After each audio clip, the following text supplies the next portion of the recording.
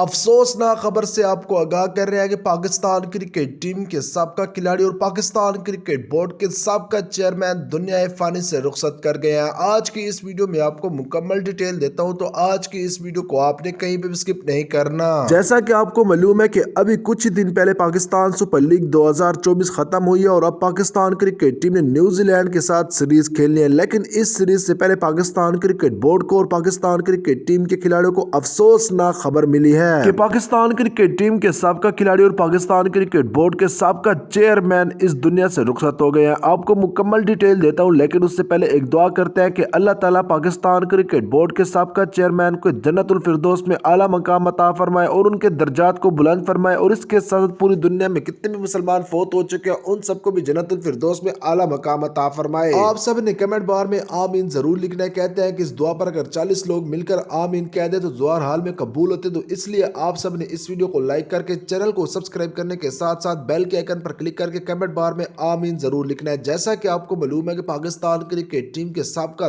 2 दफा के चेयरमैन शहरयार खान इस दुनिया से रुखसत हो चुके हैं। शहरयार खान 89 ईयर्स की उम्र में इस दुनिया से रुखसत हुए हैं। अगर आपको बताऊं तो पहली मरतबा 2003 से 2006 तक पाकिस्तान क्रिकेट बोर्ड के चेयरमैन बने और उसके बाद फिर 2014 से लेकर 2017 तक पाकिस्तान क्रिकेट बोर्ड के चेयरमैन थे।